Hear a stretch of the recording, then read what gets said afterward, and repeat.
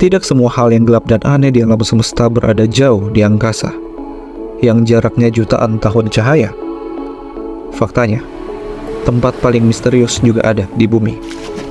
Tanpa sinar matahari, penuh dengan tekanan dan suhu yang mendekati titik beku. Kita jauh lebih banyak mengeksplorasi bulan dibandingkan laut dalam di bumi kita sendiri.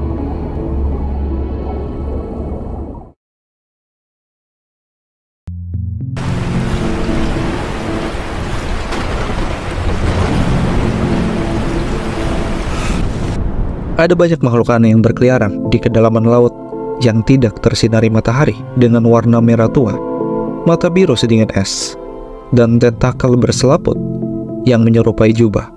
Cumi-cumi vampir tampak cukup menakutkan. Hewan ini mendapatkan nama ilmiah Vampirotheotis invernalis, yang secara harfiah berarti cumi-cumi vampir dari neraka. Meskipun begitu, mereka bukanlah cumi-cumi, walaupun terlihat mirip dengan gurita atau cumi-cumi.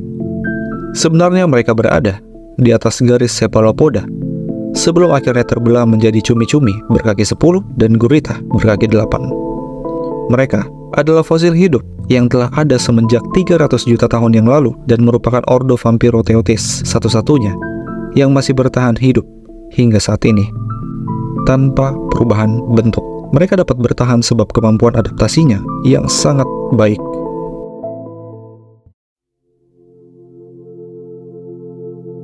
Dari sekian banyak bentuk adaptasi, salah satunya adalah kemampuan untuk mengeluarkan cahaya dari tubuhnya, yang disebut bioluminensi.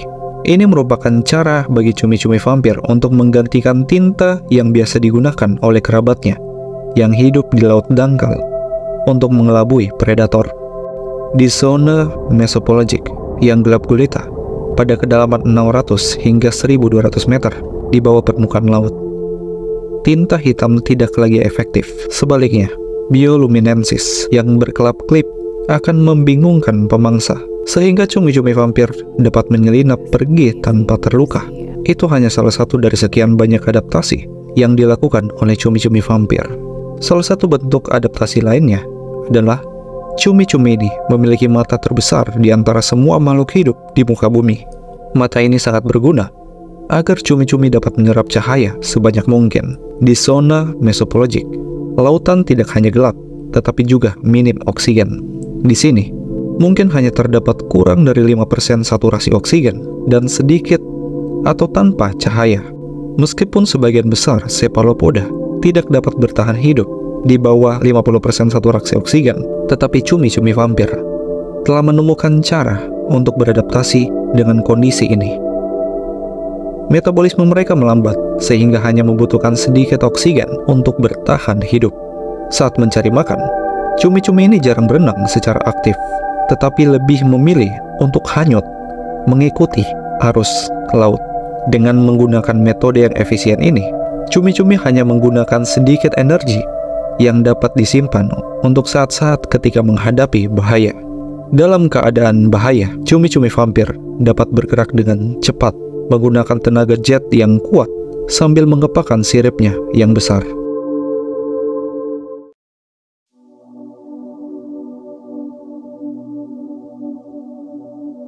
Perilaku unik lainnya yang telah diamati pada makhluk ini adalah postur nanas.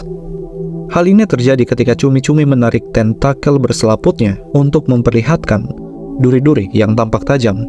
Ini adalah upaya untuk memperingatkan predator agar tidak mendekat. Meskipun duri-duri ini membuat penampilannya terlihat menyeramkan, cumi-cumi vampir sebenarnya tidak berbahaya.